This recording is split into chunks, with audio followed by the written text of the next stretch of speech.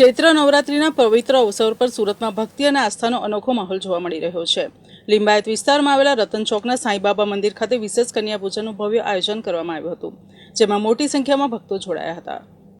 લિંબાયતના રતન ચોક ખાતે આવેલા સાંઈબાબા મંદિર પર શ્રી સાંઈ ગણેશ સેવા ટ્રસ્ટ અને ભારત ભારતી ટ્રસ્ટના સંયુક્ત ઉપક્રમે સતત ત્રીજા વર્ષે ભવ્ય કન્યા પૂજન કાર્યક્રમ યોજાયો હતો।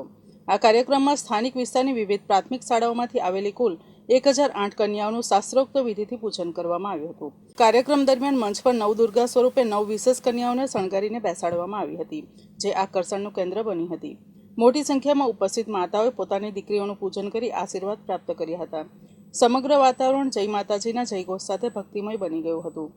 ટ્રસ્ટના અગ્રણી અવિનાશ પાટીલના જણાવ્યા મુજબ આ કાર્યક્રમમાં સ્થાનિક નગરસેવકો, ટ્રસ્ટીઓ અને વિવિધ સામાજિક આગેવાનો ઉપસ્થિત રહ્યા હતા। તમામ મહેમાનોએ કન્યા પૂજન કરીને સ્ત્રી શક્તિનો મહિમા વધાવ્યો હતો।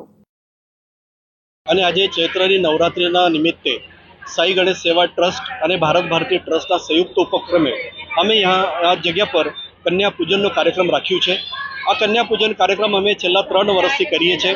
1008 કન્યાઓનું અમે લોકો આ પૂજન કરીએ છીએ અને એમને પ્રસાદી રૂપ ભોજન પણ આપીએ છીએ। આ વર્ષે પણ 1008 કન્યા અલગ અલગ જે સ્થાનિક વિસ્તારની પ્રાથમિક શાળાઓ છે, આ શાળાઓની કન્યાઓને અમે લોકો આમંત્રિત કર્યું અને બધી જ કન્યાઓ આપણી માતા બહેનો સાથે ઉપસ્થિત રહી અને સાથે 9 દુર્ગા સ્વરૂપ 9 કન્યાઓને અમે તૈયાર કરીને મંચ પર ઉપસ્થિત રાખેલા તમામ અમારા મહેમાનો, આમંત્રિત મહેમાનો, સ્થાનિક નગરસેવકો અને અમારી સંસ્થાના ટ્રસ્ટીશ્રીઓ, અધ્યક્ષશ્રી બધા ઉપસ્થિત રહ્યા અને બધાએ કન્યા પૂજન કર્યું અને જેટલી 1008 કન્યાઓ હતી મેદાનમાં ઉપસ્થિત, આ બધી કન્યાઓનું એમના માતા દ્વારા પૂજન કરવામાં આવ્યું અને એમને પ્રસાદીમાં અમે લોકો ખીર, શાક, પૂરી અને પુલાવ એમ બધું અમે લોકો આજે પીરસ્યું એમને।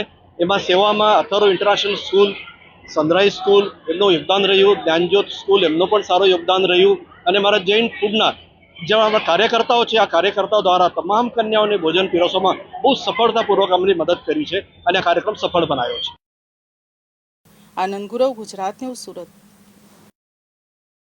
अपने बाल खुद